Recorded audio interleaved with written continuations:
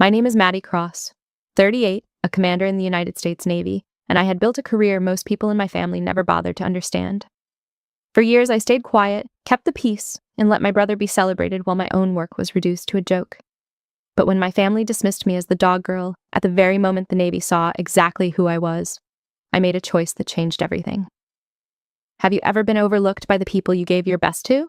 Tell me your story in the comments. You're not alone. Before I get into what happened, let me know where you're watching from. And if you've ever had to stand up after being underestimated, hit like and subscribe for more true stories about boundaries, self-respect, and reclaiming your worth. What happened next might surprise you. I grew up in a house where love was real, but attention was rationed. That is not a complaint. It is an accounting. Portsmouth, Virginia, in the early 1990s was a Navy town in the full sense. The base was the economy, the uniform was the currency, and achievement was the only language anyone bothered to translate. Our father wore dress whites in the framed photograph above the mantel. Our mother kept the household running with the particular efficiency of a woman who had learned to function without backup. And Ethan, my brother, 6 years my senior, was the headline of every conversation that happened in that house for as long as I can remember. He was not a bully. I want to be clear about that from the start, because the easy version of the story makes him one, and that would be a lie. He was bright and magnetic and effortlessly good at things, and he had no idea what any of that cost me, because nobody told him, and I would not have known how to say it. I was 7 years old, and I worshipped him. I followed him through every interest he picked up: baseball cards, model aircraft, the history of Pacific theater naval engagements, and I was good at all of it, and none of that was the point, because the point was Ethan and I was the echo. My mother, Caroline, was not deliberately cruel either. She was a woman shaped by a military household and by a culture that treated rank and visible achievement as the primary currencies of worth. Ethan accumulated both early and naturally. I was fed and loved and driven to school, but the house read Ethan as the headline and me as the supporting text. And in the way that children absorb the structures around them without questioning whether those structures are fair, I absorbed this one. I called it looking up to him for a very long time before I found a more accurate word for it. The particular arithmetic of our family was this: whatever I accomplished, it was noticed in the way you notice the weather, briefly, without annotation. What Ethan accomplished was recorded. His Little League uniform was in a frame on the wall. My athletic medals were in a shoebox in the closet, which my mother kept because she was not careless about it. She was simply selective in a way she never examined. I did not examine it either, not for years. At 7 and 8 and 9 years old, I simply tried to keep up with him, and at 10 and 11, I began to develop a quiet certainty that if I worked hard enough and long enough, the ledger would eventually even out. Children are optimists about the systems they are born into. It is one of the more useful lies childhood tells you. By the time I was 12, Ethan was 18 and preparing to leave for the Naval Academy at Annapolis. And the house treated this the way houses treat events that confirm everything they have already decided about themselves. My mother cried at the kitchen table when his acceptance letter arrived. She called my grandmother and my aunt and our father's old commanding officer who had stayed in touch. I sat at the top of the stairs and listened to her voice carry through the house, full and warm in a way it did not always go, and I understood something without being able to name it. The moment mattered. The moment was for Ethan. I went back to my room and finished my homework. He left in the summer of 1999, and the house contracted around his absence in the way a room contracts when you remove a piece of furniture that was carrying more weight than anyone realized. My mother managed. I was 12 and capable, and I did not require much managing, which may have been part of the problem. The children who require management get attention as a structural matter. I did not signal distress, so I did not receive intervention. I received a kind of benign neglect that I mistook, for most of my adolescence, for independence. What I was actually doing was learning to be small. I was learning to calibrate my volume against the room to arrive at the level that would be received without friction. I was good at school in the way that does not make teachers worried and does not make parents notice. I was good at athletics in the way that wins the event but does not make the newspaper. I was, in the language I would develop much later, a competent operator who had learned that drawing attention to her competence was not cost-free. Ethan graduated from the Naval Academy in May of 2003. He was commissioned as an ensign, pay grade 01, United States Navy, and we drove up to Annapolis for the ceremony, my mother and I was 16 years old, and I watched him stand at attention in Dahlgren Hall in his white uniform, and I felt something crystallize in my chest that was not jealousy and not resentment. It was direction. It was the first time I understood that I wanted this. Not his specific path, not yet, but the thing underneath the ceremony, the thing the uniform was pointing at. Service, competence, formally acknowledged. Work that mattered in the specific way that naval service mattered. in rooms where the stakes were real. I told him afterward what I had decided. We were standing in the courtyard after the reception, and he ruffled my hair the way he had when I was 9 and said, "Sure, why not? You'd make a decent officer. You're organized enough." He was 22 years old, and he meant it kindly. I was 16, and I heard it as the fullest endorsement available. I did not yet know how to hear it for what it actually was. A man who had not yet learned to take me seriously, doing so in the only register he had. I drove home from Annapolis in the back seat while my mother told the story of the ceremony to my aunt on the phone, and I watched the highway unfold through the window, and I thought about what I was going to do with the next 9 years of my life. And I was absolutely certain it was going to add up to something worth watching. That was not arrogance.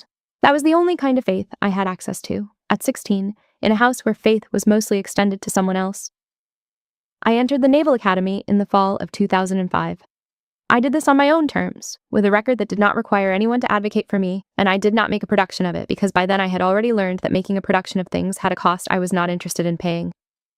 My mother told people at her church group. She did not call my grandmother. I noticed. I filed it. I was 18 years old, and I had a lot of work in front of me, and I had already begun the habit of compressing the things that hurt into the parts of myself I did not examine on working days. That habit would serve me well for a very long time.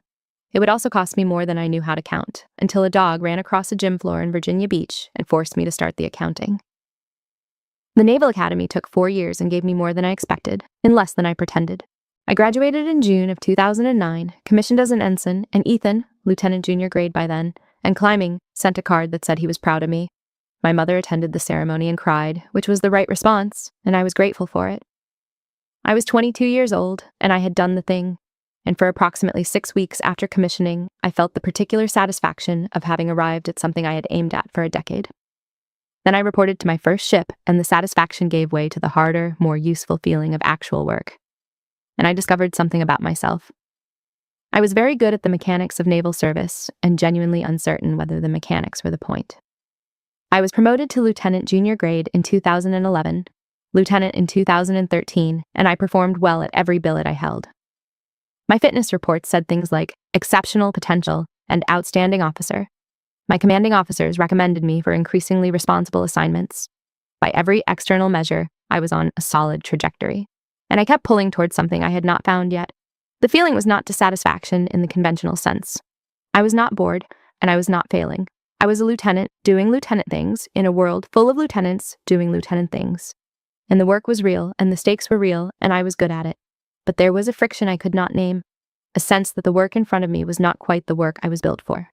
In 2013, I was attached to a joint exercise in a training environment that put me alongside a naval special warfare K-9 team for the first time.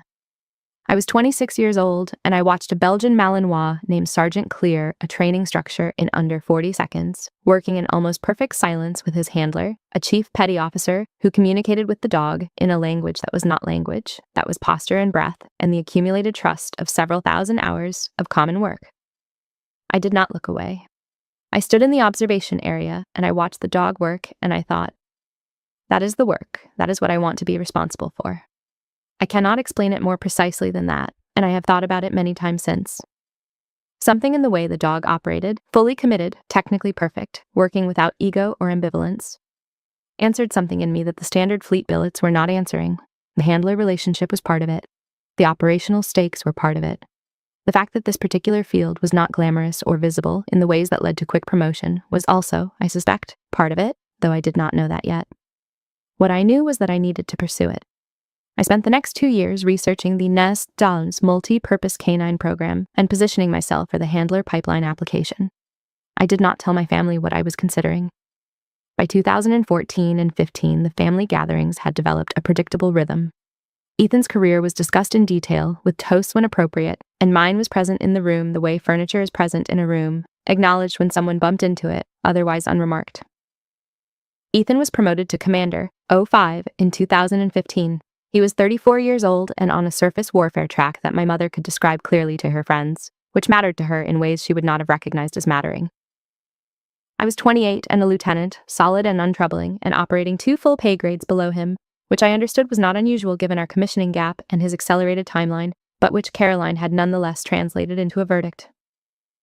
At a family dinner in the winter of 2015, my mother toasted Ethan's promotion with the champagne she kept for occasions. I was asked, somewhere between the toast and the dessert, what I was planning to do. I said I was applying for the Nies das Istas canine handler pipeline. There was a pause. Ethan said something about it being an interesting option, in the tone of a man who is choosing his words carefully so as not to say what he actually thinks. Caroline pivoted to dessert. Dogs, though, she said, and this was not a question. Maddie, there's no future in that. Ethan's track, that's a career. I ate my food. I did not argue. I had already submitted the application. I just had not told them yet. In the spring of 2016, at 29 years old, I was accepted into the NSLUT multi-purpose canine handler pipeline. I found out alone in my BOQ room, late in the evening, reading an email on my laptop. I sat with it for a few minutes and then I sent a brief note to the program coordinator confirming my acceptance. Then I called no one because I already knew how the call would go, and I had decided that I was done calibrating this particular decision against other people's capacity to receive it. I would tell my family when it was already done. I would tell them, and they would respond the way they always responded, and I would file it the way I always filed it. That part of the story I knew by heart. What I did not know yet was what the work itself would ask of me. That part I was about to find out. The handler pipeline was harder than I expected, which means it was exactly hard enough. I spent 2016 and most of 2017 in training, the physical conditioning, the obedience and detection fundamentals, the tactical integration with elements, the specific and unforgiving curriculum of learning to build trust with an animal who is entirely willing to assess you and find you insufficient. Dogs do not extend professional courtesy. They do not give you the benefit of the doubt because your fitness reports are good. They respond to what you actually are in the moment, which is either enough or it is not. I was enough. That is not a boast, it is a technical description. I completed the pipeline in 2017 and was assigned as a working dog handler within a nest element. And the work that followed was the most demanding and the most clarifying work of my career. In 2019, I was promoted to Commander, 05, United States Navy. The same year, Ethan was promoted to Captain, 06. Both of our promotions happened within the same calendar year, his in the spring, mine in the fall. I did not learn about his until I called home to tell our mother about my own, and she said, already moving past it, "Oh yes, and Ethan made captain in April, did I tell you?" She had called him a dozen times the week he pinned on captain. I received a text that said, "Congrats," with a party hat emoji. I have thought about that text many times. I don't think she sent it carelessly. I think she sent it the way people send acknowledgements when they have used up their register of attention and are doing the administrative version of recognition. Captain is legible. Captain has a clear cultural weight, even outside military circles. Commander requires explanation. She did not want to do the explaining, and so she did not. I filed it. I had become very good at filing. Bear came into my life in 2020. He was a Belgian Malinois, born approximately April of 2018, about 2 years old at the time of our assignment, and the first time I worked with him, I understood within 40 minutes that he was exceptional. Not friendly, not in the way people mean when they say a dog is friendly. He was discerning. He assessed everyone he encountered against a standard I could not fully articulate, but could observe in the results, and most people he assessed as adequate and no more. During our first training session, he worked with me with a focused intensity that the training cadre noticed and did not comment on, because they were professional enough to know that commenting on it would not help. What I had with Bear was not sentimentality. I want to be clear about that. He was a military working dog, and I was his handler, and our relationship was defined by the operational requirements of the program and the 1,000 hours of work that built the kind of trust that holds under pressure. He was not my pet. He was my partner in the specific and serious way that the word means something when lives are contingent on it. By 2021, Bear and I had completed 2 overseas operational tours. He performed at the highest assessment tier in every evaluation. The unit citation from that period has his name in the supporting documentation alongside mine, and this is simply a fact, the kind of fact that belongs to the official record and cannot be revised. My family did not know about any of it. Operational details are not briefed to family as a matter of routine, and I was not in the habit of volunteering the shape of my deployments to people who had already decided that shape was not particularly interesting. At Christmas of 2021, I was 34 years old and home at my mother's house in Portsmouth. An aunt asked about my work. Before I could answer, my mother said, "She does the dogs." A laugh went around the table, not malicious, not mean-spirited, just the easy laugh of people who have been given a punchline and are taking it. Nobody asked a follow-up question. Ethan was mid-story about a flag officer he worked with. He did not interrupt himself to correct her. "She does the dogs. You know, military working dogs. It's a different kind of career." I excused myself to call my kennel manager about a dog that had a minor training injury during the week. This was a real call that needed to happen, and I made it from the back porch while the family finished dinner. And when I came back inside, Ethan was still telling his story, and my food was still on the table, and nothing had changed. I ate. I drove back to my hotel. I did not cry about it, because by then I had learned that crying about it was a form of hoping it would be different, and I had stopped hoping for that particular outcome with any urgency. I filed it. I was very full of filed things by then. October of 2022. I am 35 years old and outside Deir ez-Zor, Syria, in the dark, and Bear is hurt, and I am carrying him. I will not over-dramatize this. The operation was a nighttime action in collapsed urban terrain, and the specifics are what they are and belong to the operational record. Bear took shrapnel, pulling a wounded operator clear of a collapsed alley, a decision he made in the space of a second, as trained, as built, as completely himself as he ever was. I reached him and assessed the injury and picked him up and covered 2 kilometers under fire, back to the extraction point. I monitored his breathing on the helicopter. I counted his breaths and made the particular private deals that people make with themselves in situations where the outcome is not certain. He was alive when we landed at the forward base. 3 days later, I sat at a table at 0200 hours and wrote the citation for the K9 Medal of Heroism in the formal language the form required. What the form did not have space for was the part where I counted his breaths on the helicopter and negotiated with myself about what I would do if they stopped. The citation was co-signed by a Rear Admiral named James Whitfield, and Bear was awarded the medal upon his return to the United States. My left forearm had superficial shrapnel scoring when I came home. I wore long sleeves at Thanksgiving. Nobody asked. December of 2022. Bear was medically cleared and reassigned to a Naval Special Warfare Development Group element at Dam Neck Annex, Virginia Beach. His new handler was Senior Chief Petty Officer Travis Booker, E-8, United States Navy. We were separated. I did not tell my family he was gone. I was not sure they knew he had existed. In January of 2023, I was reassigned from line handler to operations officer of the NSDAL's multi-purpose canine program, a senior O5 staff billet based in San Diego, responsible for the placement and oversight of every working dog assigned to NSDAL's elements across the enterprise. The job was significant. It was the kind of significant that people inside the program understood immediately, and that people outside it, my family for example, would have required considerable explanation to follow. I did not offer the explanation. I had learned by then that the explanation was not worth what it cost.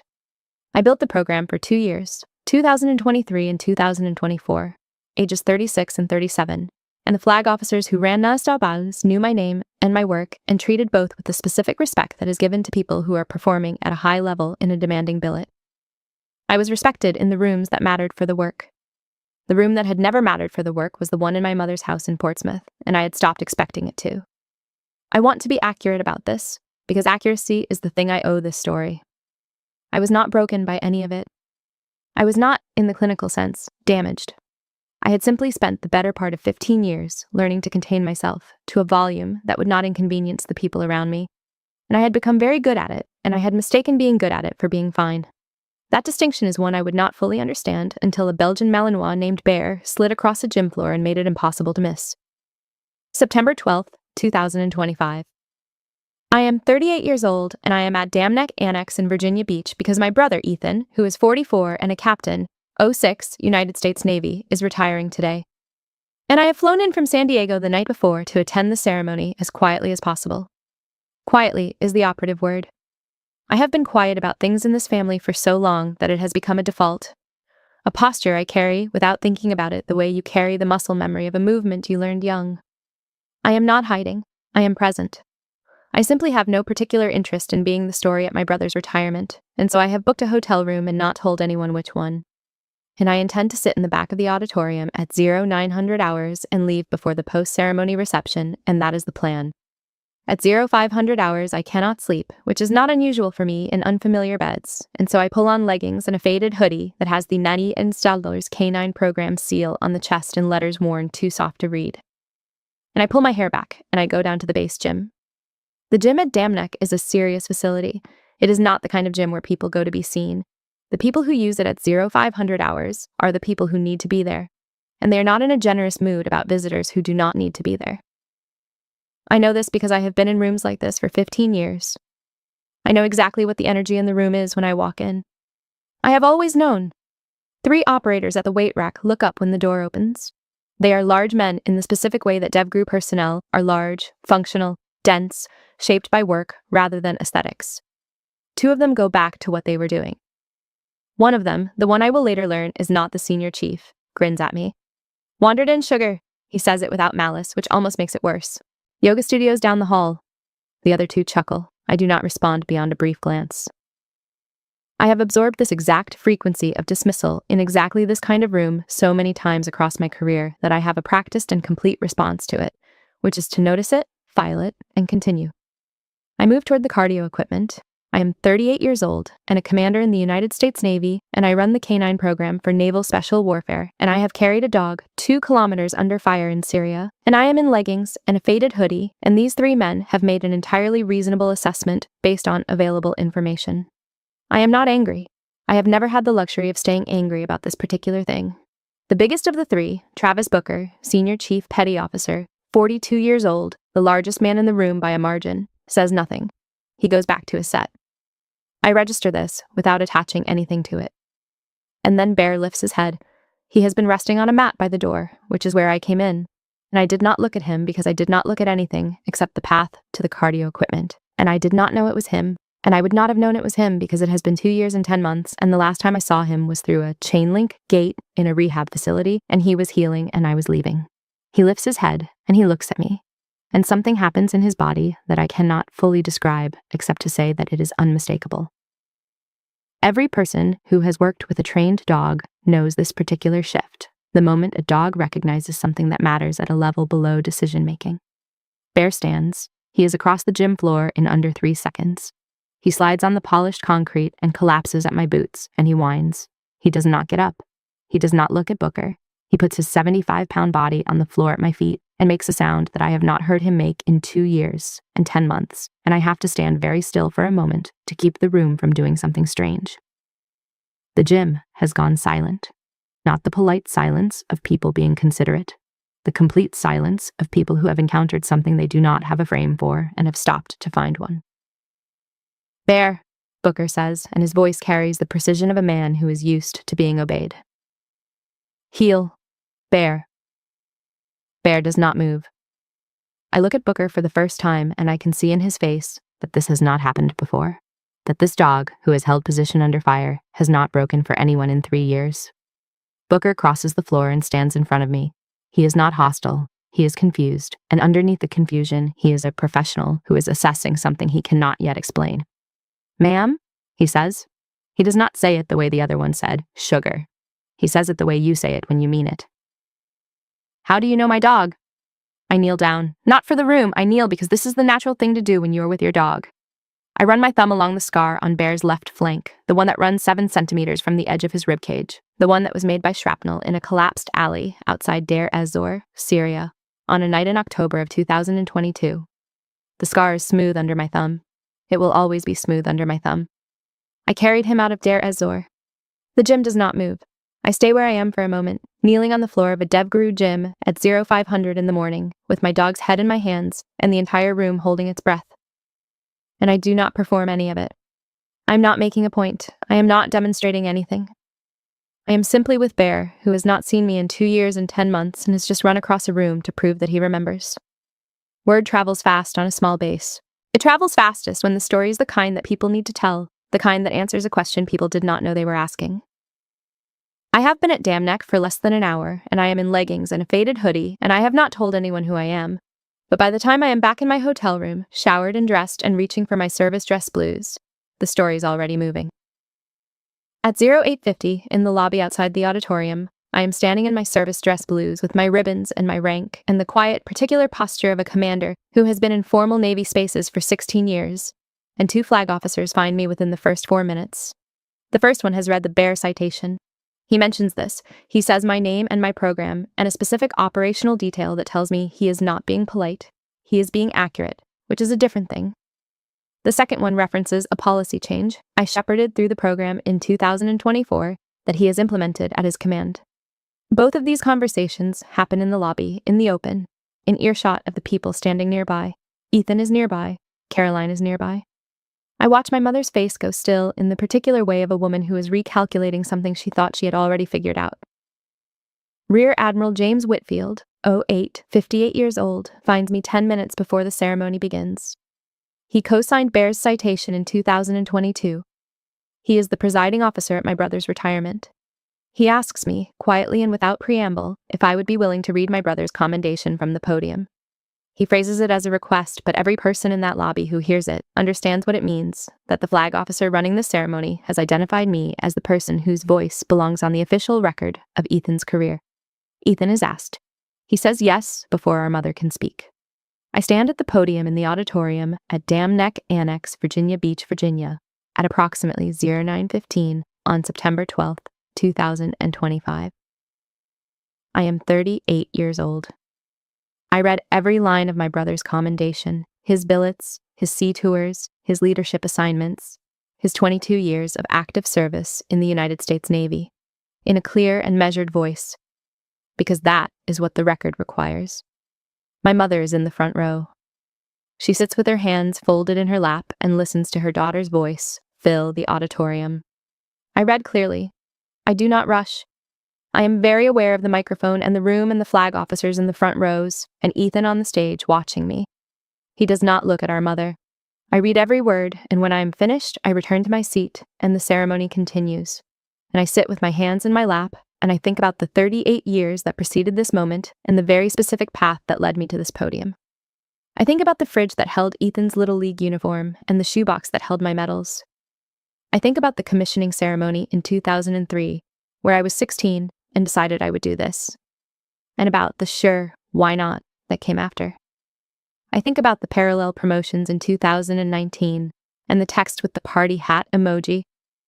I think about Christmas of 2021 and she does the dogs and the table full of people who did not ask a follow-up question. And then I think about a Belgian Malinois sliding across a gym floor at 0500 in the morning, crying on my boot because he knew something this room was only now beginning to figure out. That is the thing about truth. You can defer it, you can manage its volume and contain it and file it for a very long time, but eventually something runs across the floor and refuses to be quiet about it, and the whole gym goes silent, and you are standing there in your leggings and your faded hoodie, and there is nothing left to manage. The ceremony ends before noon. The auditorium empties in the particular way of military ceremonies, purposeful, structured, the flag folding and the final handshakes and the applause that marks the end of an official chapter in a man's career. Ethan shakes Rear Admiral Whitfield's hand. He receives the flag. He stands in front of his family and accepts the moment with the kind of grace that 22 years of uniformed service teaches you. And I watch him and I think, he earned this. Whatever else is true, he earned this. The post-ceremony reception starts in the adjacent hall at approximately 11:30. I decline politely and collect my cover and my bag from the row where I have been sitting, and I find Ethan before the crowd closes around him. "Walk me to the kennel," he says. It is his idea. I notice this. We walk together through the base in the morning air, and the walk is mostly quiet, which is different from the comfortable quiet of two people who are easy together and more like the careful quiet of two people who are trying to establish what kind of quiet this actually is. Ethan has just retired. I am returning to San Diego tonight. We have 30 years of a particular kind of relationship behind us, and something has shifted in it this morning, irrevocably and in public, and neither of us has found the language for it yet. Bear is in his run when we reach the kennel block. He comes to the gate immediately, not with the explosive urgency of the gym, but with a steadiness that tells me he knows where he is now. Knows this visit is legitimate, knows there is time. He presses his face into my palm through the chain link, and his eyes close for a moment. The scar on his flank is visible from this angle. It is always visible. Ethan watches this for a long time. He has his hands in his pockets, and he is watching his sister with a military working dog, and something is happening in his face that I am not going to try to name because it belongs to him. "I didn't know about Syria," he says finally, low, without looking at me. Not all of it. I want you to know I didn't know. He means this as an explanation. It lands as the thing he is actually saying, which is, he had not asked. There is a difference between not knowing and not asking. And Ethan, who is 44 years old and has just spent 22 years in the United States Navy, knows the difference as well as anyone. I do not say this out loud. I let the silence do it. We stand at Bears Run for a few more minutes, and then I say I need to get to the airport, and Ethan nods. We walk back toward the main access road. The base is quiet in the particular way of a Friday morning after a ceremony when most of the command has dispersed to the reception. The flags are still at full staff. A working dog barks once in the kennel block behind us and goes quiet. At the drop-off point, Ethan puts his hand on my shoulder briefly. Not a hug, not yet, but a contact that means he is still there and not retreating. I tell him to take care of himself. He says he will. I go to the airport. At Norfolk International in the afternoon, I sit at my gate in my service dress blues with my carry-on at my feet, and I watch planes taxi on the tarmac. I do not call anyone. I have been in motion since 0500 hours. The gym, the ceremony, the kennel, the drive, and the day has been full of things that needed absorbing, and I have not yet absorbed them. The gym, the dog, the ceremony. Caroline's face when the flag officers said my name. The way the room in the auditorium sounded when I was reading. I have been in rooms where people underestimated me my entire career. I learned early to move past it cleanly, to not let it accumulate in ways that interfered with the work. What I had not learned, what I had not needed to learn until today, was how to sit with the fact that the most consistent source of it was my own family. That is a different kind of thing from the operators in the gym. The operators in the gym saw a woman in civilian clothes and made an assumption that was reasonable based on available information. My family had every available piece of information and made a different choice. The word for that choice is something I'm not yet ready to say. Sitting at this gate with my flight 40 minutes out, but I know the word exists, and I know that I am going to have to learn to say it. I watch a commercial aircraft turn onto the runway and accelerate and lift. It is a clean, efficient thing to watch. I have always found departures clarifying. Back in San Diego, 10 days later, I am in the operations office after the rest of the staff has left. And Dana Okafor, Lieutenant Commander, 04, 36 years old, my deputy and the most perceptive person I work with, stays back because she can tell something is still unresolved in me, which she reads the way she reads everything, which is accurately and without fanfare. "How was the ceremony?" she asks. "Fine," I say. Ethan retired. The Rear Admiral ran a tight ceremony. She looks at me. "How was it really?" she says. I sit with that for a moment, and then I tell her. I do not perform it, or compress it, or calibrate it against her capacity to receive it. For the first time in longer than I can clearly account for, I give an honest accounting of a 15-year pattern to someone who is not inside it. And I listen to my own voice, saying the things I have been filing for a decade and a half, and I hear them differently when they are in the air instead of in a folder. Dana does not say much. She listens with the focused attention of someone who understands that what is being offered requires space rather than response. "Did you ever tell them what happened in Syria?" she says when I have been quiet for a while. "No," I say. "Why not?" she says. I sit with that for a moment, and I realize it was not about clearance levels, it was that I already knew how they would receive it. And I had not wanted to watch them receive it wrong. I look at Dana, and she looks at me, and neither of us says anything else for a little while, because the room is already full. I called my mother in mid-October of 2025. I initiated the call, which meant I had already decided what I was going to say, and had given myself enough time to say it clearly. I am 38 years old, and I have briefed flag officers on program operations and managed the placement of working dogs into combat environments and carried an injured animal 2 kilometers under fire in Syria. And I know how to deliver a message precisely. I sat at my desk and I called Caroline Cross, age 70, Portsmouth, Virginia, and I was calm. I told her that the framing she had used for my career, the dog girl, she does the dogs, the particular diminishment that she had been applying in public and in private for the better part of a decade, was something I was no longer willing to absorb. I did not catalog the history. I did not deliver a list of incidents with dates and locations, though I had them. I stated the standard going forward. One thing, clear ask, clear consequence, no theatrics. I'm not asking you to be proud of me, Mom. I'm asking you to stop explaining me to people in ways that shrink the work. That's all. One thing. She did not respond with clarity. She said she didn't know why I was so sensitive. She said it was a joke. She said that Ethan never complains about how she describes his career, which is true in the way that many things my mother says are true. Accurate on the surface and structurally wrong below it. Ethan had never needed to complain because she had always described his career in full. She said she had been bragging about me for years, which I believe she believed, and which told me everything about the distance between how she received her own behavior and what her behavior actually was. She cycled through 4 or 5 deflections and then asked whether I was eating enough and whether I had a social life in San Diego. I don't know why you're so sensitive. I've always been proud of you. I tell everyone about your dogs. She said, your dogs. I let it go. That was the last time I let it go. The call ended without resolution in the conventional sense, but it ended with something said that had not been said before, and that is a different kind of thing from resolution. I had named it. I had put it in the air in clear language and attached my name to it and declined to take it back. And that was the thing that needed to happen, regardless of how it was received. I did not attend Thanksgiving. I texted my mother the week before, brief, warm, clear, to say I would not be there this year and that I hoped she had a good holiday and I would call on the day. She called 3 times on Thanksgiving morning. I answered the 3rd call and kept it to 12 minutes. We were polite with each other. We are always polite with each other, my mother and I. Politeness has been the container we use for most of our relationship, which has never bothered me as much as it should have.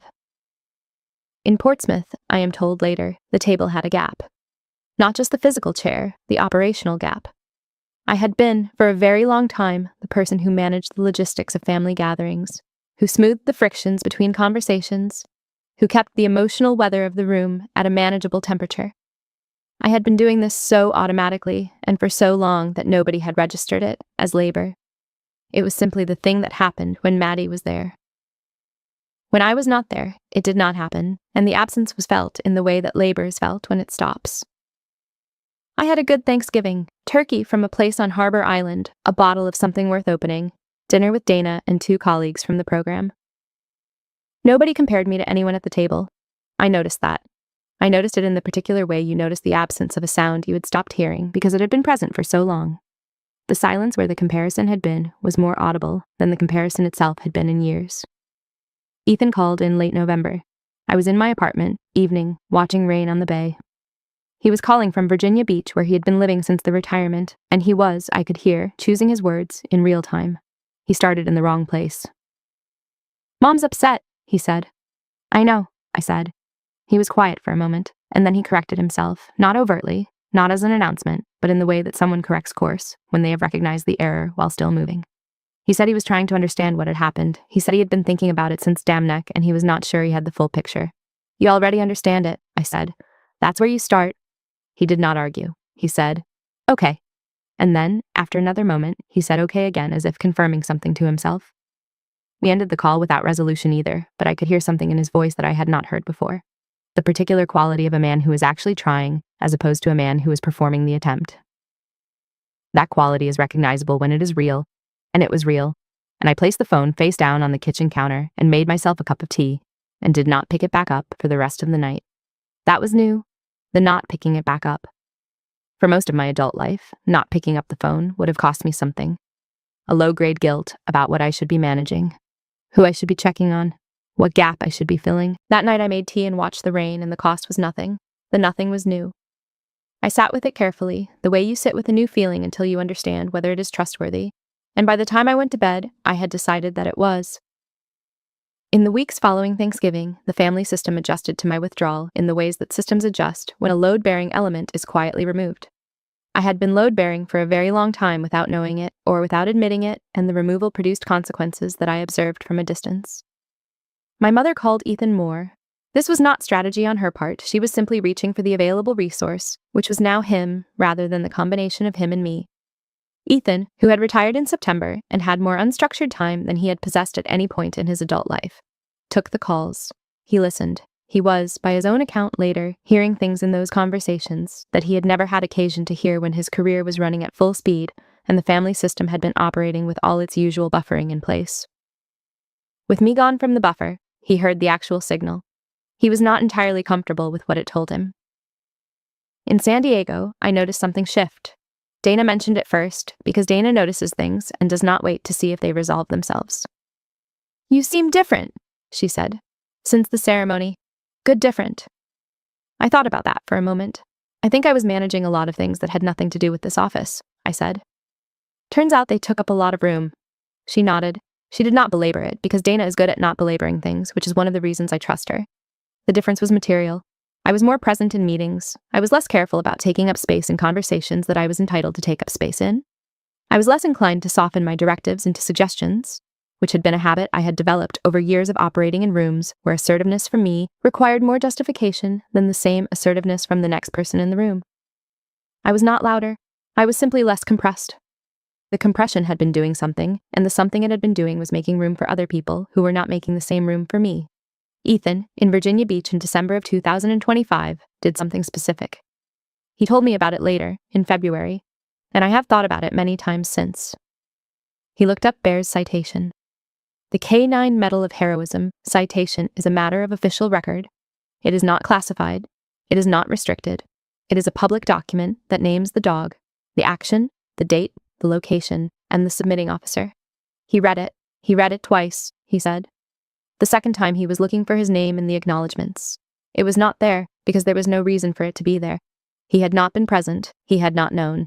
And he had not known because he had not asked, which is a different category of absence than not being told. And Ethan, who is a captain, 06, United States Navy, retired, and who has spent his career in a service where the distinction between these two things is the difference between leadership and its failure, understood the category he was in. On January 15th, 2026, I turned 39. It was a Tuesday. I worked, ate lunch at my desk, worked some more, and drove home. Ethan sent a long text, clearly the product of real effort, about the citation, about Syria, about what he was sorry for. I read it twice on my lunch break and put my phone in my desk drawer and finished the afternoon, because a text is a beginning and not an arrival, and I had spent too many years treating beginnings as arrivals. I was done with that habit. That evening, Dana and 2 colleagues took me to dinner. Nobody mentioned Ethan, nobody mentioned Caroline. For the first time in memory, my birthday belonged to the life I had actually built, rather than to the management of the life I had been born into. I drove home along the coast with the window down and noticed something. I was not bracing for anything. That absence was the newest feeling of all, something the body registers before the mind names it. In early February, Ethan flew to San Diego. He was already at the coffee shop when I arrived, which told me something. He had the look of a man who has spent several months rehearsing the first 8 seconds of a conversation, and I let him carry them over the finish line himself, because carrying his words for him was the old habit, and I was done with it. He named it. Not 30 years of accumulated inventory, but the specific failures he was prepared to own in clear language, which is the only form of ownership that means anything. He said he had let our mother say things he should have corrected. He said the dog girl framing was something he had used himself first, privately, then watched her pick up because correcting it was inconvenient. I used to say it too, he said. That's mine. I know, I said. I've known for a while. We walked afterward along the waterfront near Coronado, cool February air, gray-green bay. I told him I was not making him earn his way back on a point system. What I needed was for the thing he had named to stay named and for him to be honest in the room going forward. He said he could do that. He said it plainly without elaborating, which was the right way to say it. I believed him, not because I was extending charity, but because he had shown up without asking me to make it easier for him first. That counted. Our mother had not done what Ethan had done. The calls were polite and shorter.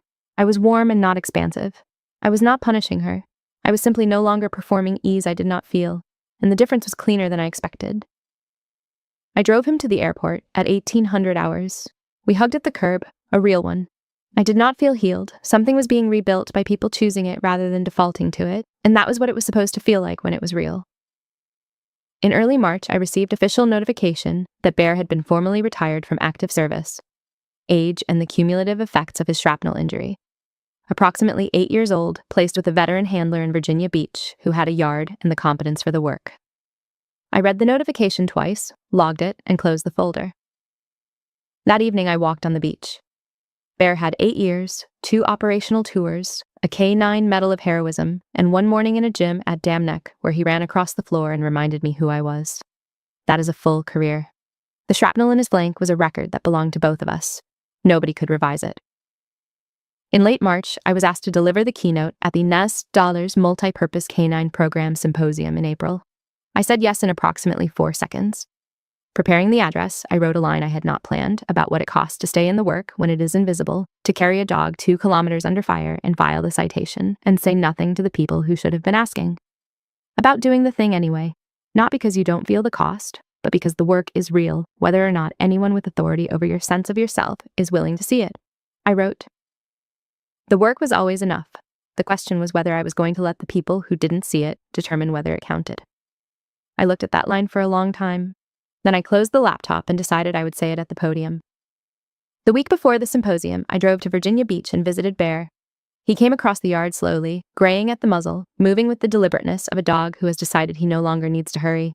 He put his head into my hands. I checked the scar on his left flank. Still there. Always will be. At the symposium, I said the line. The room went quiet in the way rooms go quiet when something true is being said in exactly the right size of language. Caroline called a few days later. Ethan had told her something about the citation. What came out was sideways and partial, but it was reaching. She did not say she was wrong. She said she had heard. I told her I was glad, and I meant it. Late April, a weekend morning, coffee and the bay visible from the window. Bear in his yard in Virginia Beach. Ethan is building something honest 3 time zones east. My mother is somewhere in the slow country of beginning to understand. I was not waiting for anything. The work was real and recognized by the people in a position to know. I had held my shape until the shape was legible. A dog ran across a gym floor and refused to be quiet about it. And everything I had been filing for 15 years came into the open air. The coffee was strong, the bay was still.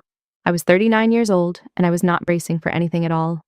Sometimes the hardest boundary to set is with the people who taught you to stay small. If this story hit home, like this video, subscribe for more stories about self-respect, family, betrayal, and finally choosing yourself. Have you ever had to stop explaining your worth to someone who should have seen it already? Have you ever walked away from being underestimated? And do you believe forgiveness is possible without going back to the way things were? Share your thoughts in the comments. I'd really like to hear your story.